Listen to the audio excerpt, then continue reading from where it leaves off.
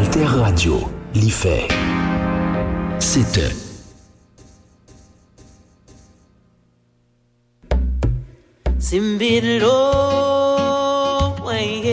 Bonjour, ici Malou Boboir sur Alter Radio.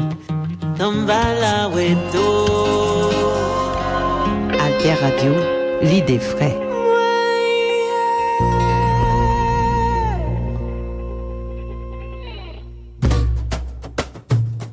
Alter Presse, Alter Radio, pour l'émergence d'une population bien informée. Faites un don pour Alter Presse, allez, faites un don pour Alter Radio.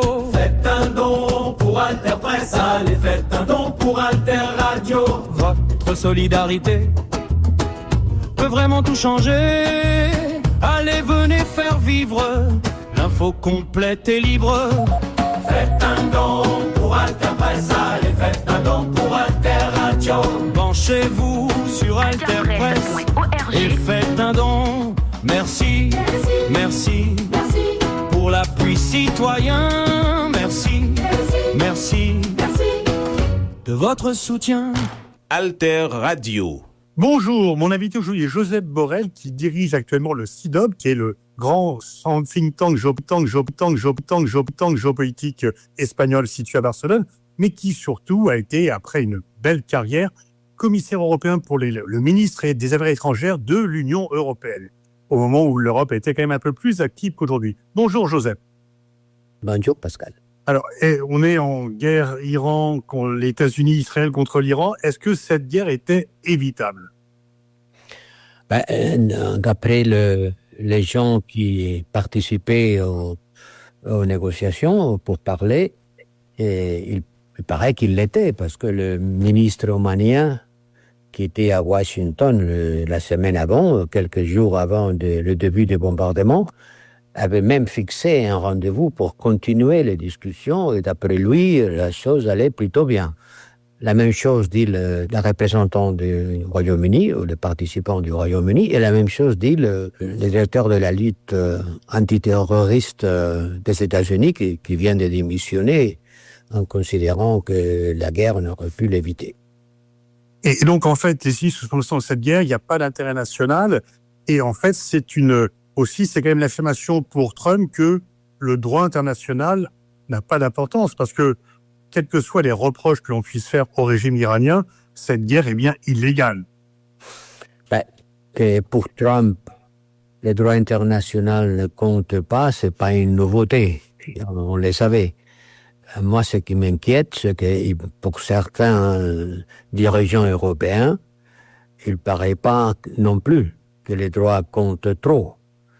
Je pense au chancelier allemand, je pense à la présidente de la Commission européenne, je pense à d'autres qui ont été moins explicites. Il y a que l'Espagne, qui d'une façon claire, nette, et si on peut dire courageuse, l'a dit, et il a même pas voulu participer en autorisant l'usage des bases aériennes américaines en Espagne. Mais en général, la réforme européenne a été plutôt frileuse.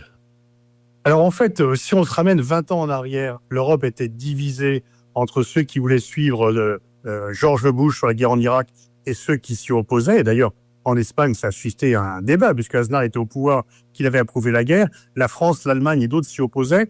Et là, on a l'impression que 23 ans plus tard, il y a plus d'acceptation de la guerre en Europe qu'il y a qu'au moment de la guerre d'Irak, avec les mêmes arguments. C'est une dictature, c'est une menace nucléaire, il faut faire la guerre. On était quand même plus déterminés à résister contre cette affirmation inexacte, mensongère américaine qu'aujourd'hui. Ça a l'air, oui. L'Espagne, avec Aznar, Parti populaire, elle est allée en Irak. Quelques mois plus tard, avec les partis socialistes à nouveau, avec le président Zapatero, on a retiré nos troupes. On téléphonait à Washington pour dire écoutez, on s'en va. Un peu comme aujourd'hui, un non à la guerre qui avait été très suivi par l'opinion publique espagnole, française et allemande. Et vous avez raison, à l'époque, c'était l'Europe, la nouvelle Europe, qui disaient les Américains, les nouveaux membres, les pays de l'Est, qui avaient d'une façon très ferme, soutenu les États-Unis et la vieille Europe, la France et l'Allemagne, et l'Espagne après, qui, avec les mêmes arguments que l'Espagne aujourd'hui, a refusé de suivre. Les mêmes arguments, c'est le droit international. Et moi, ça me sidère, même du point de vue cartésien, logique, pourquoi les arguments pour ne pas aller à la guerre en Irak il y a 20 ans ou plus, ne sont pas valables aujourd'hui. Oui, c'est quand même...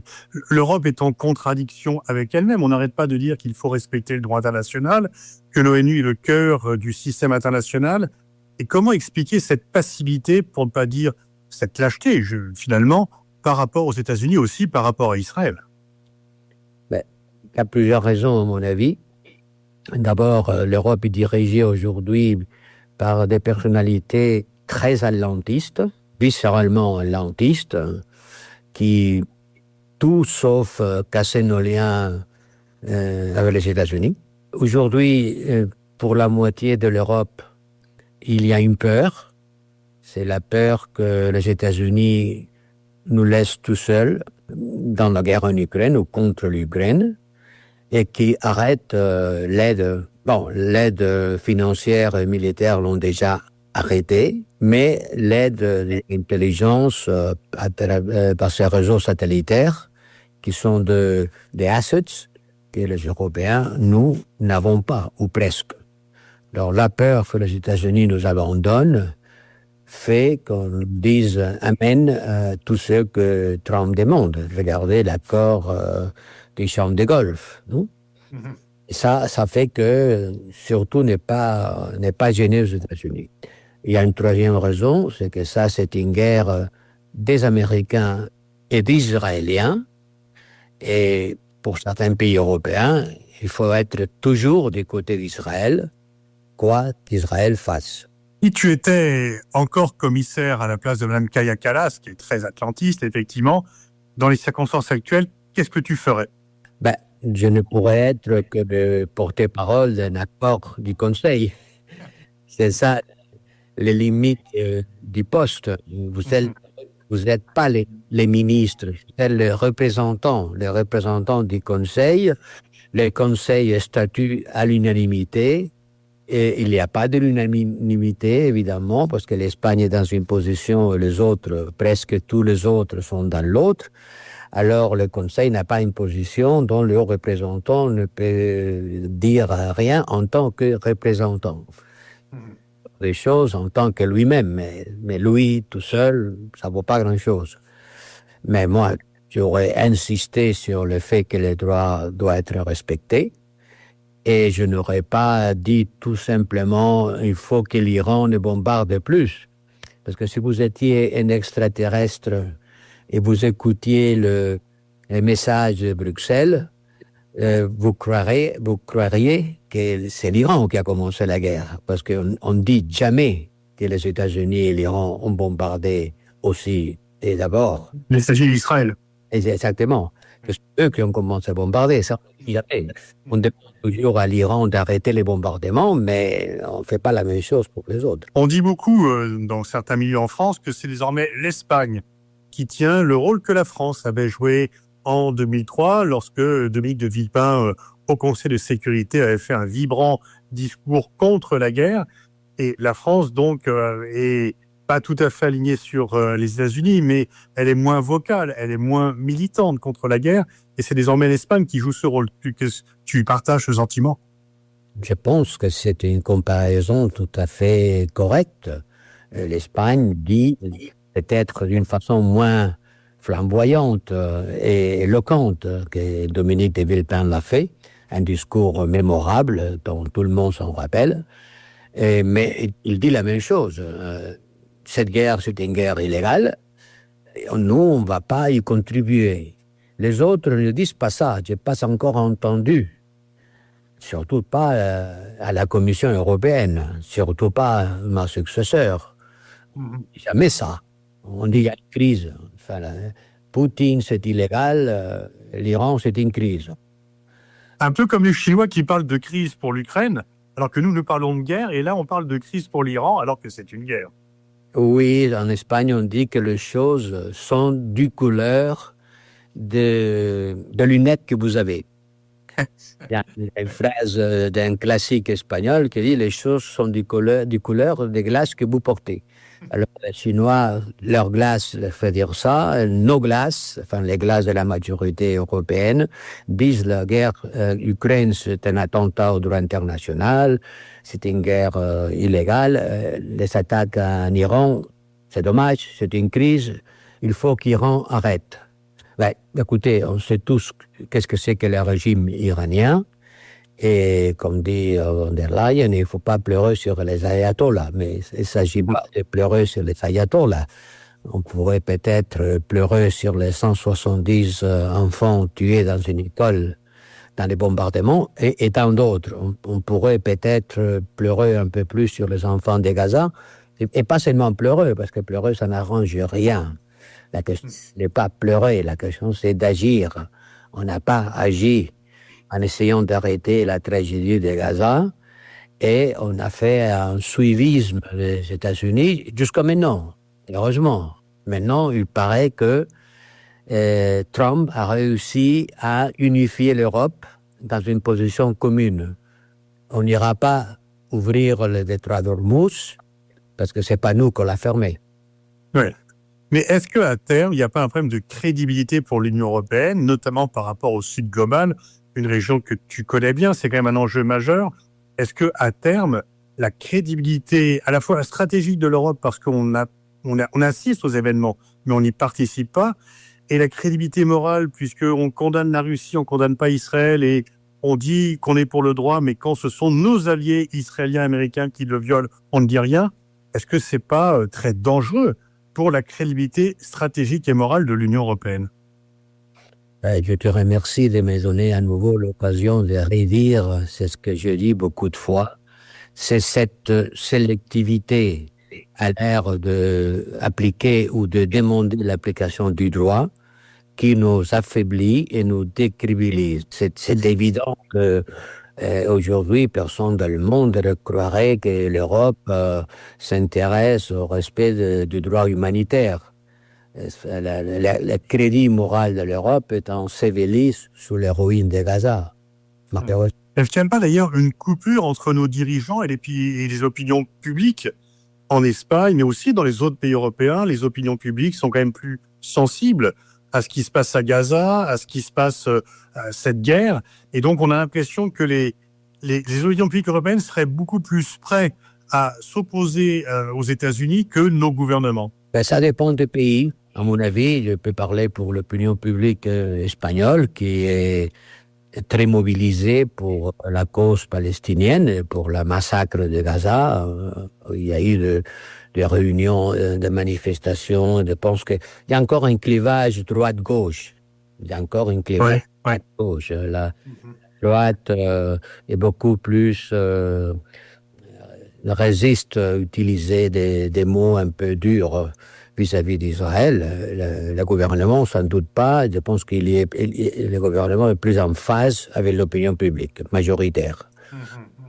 Peut-être qu'en Allemagne, c'est différent. Même en Allemagne, les enquêtes disent, la majorité, que l'appui allemand est allé trop loin dans les d'Israël par rapport à Gaza et surtout pour le West Bank. L'opinion française, il connaîtra mieux que moi, mais l'Espagne a été à ce seul, avec l'Irlande et la Belgique et un peu la Slovénie, pour demander que l'Union européenne prenne une position. Elle était toute seule. Oui, la France, après maintes discussions et allers-retours, a finalement reconnu l'État de Palestine. Mais il ne s'agit pas de le reconnaître, il s'agit de les défendre. Oui. La reconnaissance ne sert à rien si ça n'est qu'une déclaration.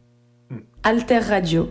Et on a vu quand même le chancelier allemand Merz critiquer dans le bureau du président Donald Trump le Premier ministre espagnol. C'est quand même assez rare en termes d'unité européenne. Il paraît que au dernier Conseil européen, les deux dirigeants se sont entretenus et ils ont saldé cet incident. Mais c'est vrai que l'Espagne fait un peu chevalier seul. Petit à petit, il y a eu un certain virage et les dernières positions du Conseil sont beaucoup plus proches de la position espagnole que de la position initiale de l'Allemagne ou de Mme von der Leyen, non? Alors on voit quand même que cette guerre, les États-Unis n'ont pas réussi leur objectif stratégique, qui était très nombreux, un peu divers, mais en tous les cas, cette guerre est déjà annoncée comme un échec pour les États-Unis et pour Donald Trump personnellement. Ça augmente le prix du pétrole, ça trahit les promesses de ne plus entrer en guerre qu'il avait faites. Et on voit de plus en plus de gens qui disent que c'est une guerre qui a été faite pour Israël et pas pour les États-Unis. Est-ce qu'à terme, cela peut modifier la relation entre les États-Unis et Israël? Ça, je ne sais pas, mais c'est vrai que... Enfin, c'est vrai. Ça a l'air, parce qu'on ne saura jamais la vérité de qu'est-ce qui s'est passé dans les coulisses d'Israël et des États-Unis, mais si je devais parier, je dirais que c'est Israël qui a poussé les États-Unis plus loin de ce que Trump avait voulu faire. Mais un jour ou un autre, les États-Unis devront dire assez. En fait, pendant la guerre du Liban, ça a été le président Reagan qui a dit assez. C'est le seul président américain qui lui a dit à Israël, si vous n'arrêtez pas ces bombardements sauvages, vous n'aurez plus de munitions, vous n'aurez plus d'aide financière. Ils ont arrêté parce qu'elle est très, très dépendante des États-Unis. Alors, Trump aurait pu dire à Netanyahu, n'y va pas, parce que si tu y vas, moi, je ne vais pas te suivre, je ne vais pas t'aider. Et c'est pas ça qu'il a fait. En fait, il demande de ne pas bombarder les champs pétroliers et gaziers, mais il ne dit rien contre les bombardements de civils. Exactement, parce que pour Trump, ce qui compte, c'est le prix des gallons de gasoline, hein? Les gallons de combustible. C'est ça son indicateur rouge. Si ça monte trop, alors là, il faut arrêter. S'il y a beaucoup de civils qui meurent, on ne paye pas ça à la pompe. Et aussi, un autre des conséquences, c'est que c'est la Russie qui bénéficie de cette guerre. Nous, les Européens, on est engagés contre la Russie qui fait une guerre à l'Ukraine, mais en fait, cette guerre à laquelle on ne s'oppose pas vraiment bénéficie à la Russie. Absolument. Bénéficie d'abord aux producteurs du pétrole. Producteurs qui peuvent écouler sa production. La Russie et les États-Unis.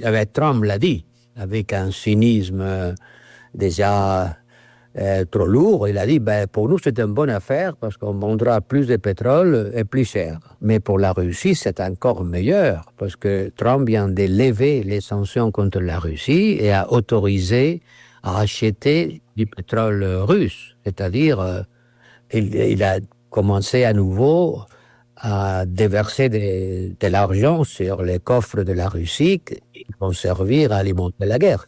C'est pour ça que les Européens ont, pour la première fois, fait des cris d'alarme, je ne dirais pas encore d'indignation, mais des désaccords, en disant que non, ça c'était très mal, qu'il ne fallait pas faire ça. Mais Trump ne demande pas la permission pour faire ce que lui convient. En fait, on est piégé parce qu'on dit avoir besoin de Trump pour la guerre en Ukraine, alors qu'il ne nous aide pas. Mais on est quand même un peu dans le déni de réalité par rapport à ce que fait Trump. Il ne sert pas nos intérêts, il ne sert pas nos valeurs. Trump ne donne pas des armes. Biden les donnait, Trump les vend. C'est pas la même chose. Et c'est nous qui les payons. C'est nous qui les payons. Nous les vendons à nous. Et il nous dit, si vous voulez les donner à l'Ukraine, c'est votre affaire. Mais d'abord, vous passez par la caisse. Allô, c'est service marketing Alter Radio, s'il vous plaît. Bienvenue, c'est Liwi qui je nous cap aider. Moi, c'est propriétaire en Drahi. M'ta aimé plus moun kon business moi. M'ta aimé joindre plus clients et puis river faire grandir. Félicitations. Ou bien tombé. Service marketing Alter Radio gagne un plan spécial publicité pour toute qualité de business. Tant que quincaillerie, matériaux construction, dry cleaning, tant que paola, boutique, pharmacie, autopath, restaurant tout, mini market, dépôt, petit hôtel, studio de beauté et latrier. Et bien m'a privé sous nous tout de suite. Mais est-ce que c'est moi, mon ami qui gon kawash? Est-ce que la journée aussi bagaille tout? Service marketing Alter Radio gen formule pour tout business. Pas perdre temps, n'a tan nous. Service marketing Alter Radio ap tande ou, n'a pas tan nous, n'a ba ou conseil et puis publicité ou garanti. En dit plus, n'a tout géré belle ou sur réseaux sociaux nous yo. Parlez-moi de ça, Alter Radio. C'est ça m'de besoin.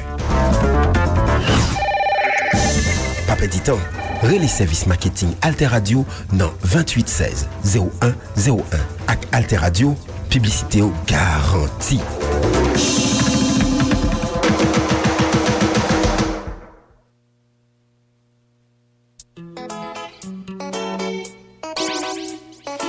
Y nos vamos de fiesta.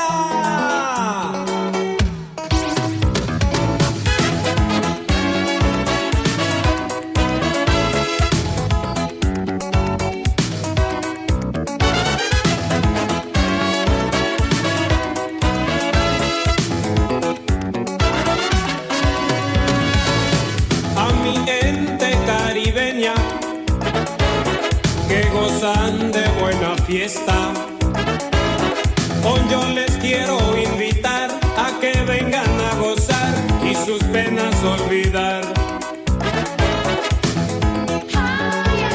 Ven conmigo a vacilar, ay si tus penas quiero olvidar,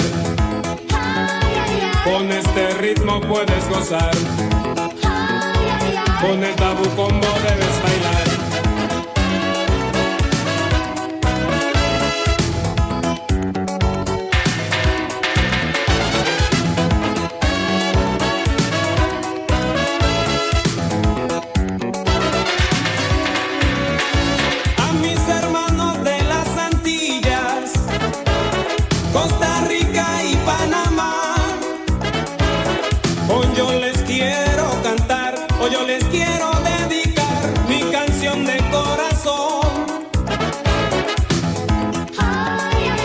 Ven conmigo a vacilar,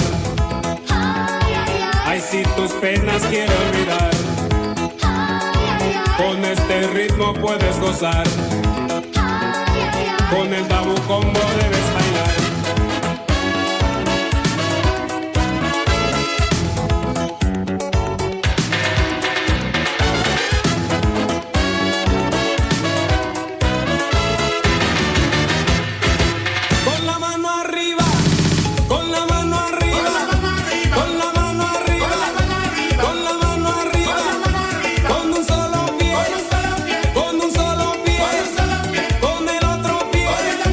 Con el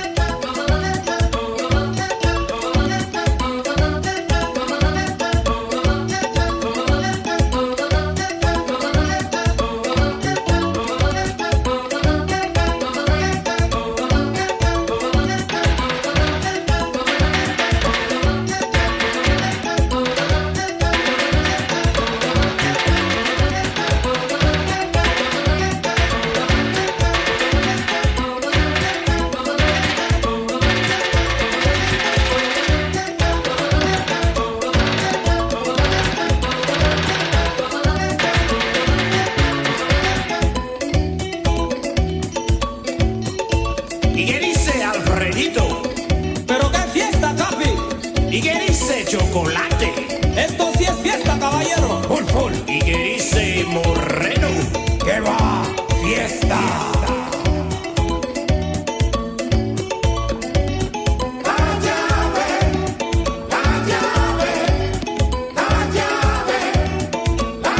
Cuando me emborracho, racho, no sé qué me pasa, pasa. No encuentro mi casa, casa, no encuentro la llave. Cuando me emborracho, caballero, no sé qué me pasa. No encuentro mi casa, no encuentro la llave. La llave, la llave, la llave, la llave. Cuando me emborracho, no sé qué me pasa. No encuentro mi casa, no encuentro la llave. Cuando me emborracho, caballero, no sé qué me pasa. No encuentro mi casa, no encuentro la llave. La llave, la llave, la llave, la llave, la llave.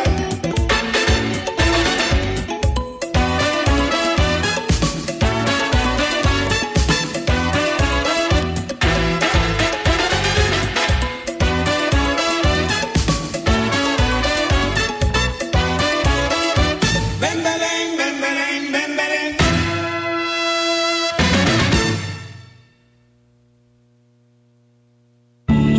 Alter Radio, l'autre idée de la radio.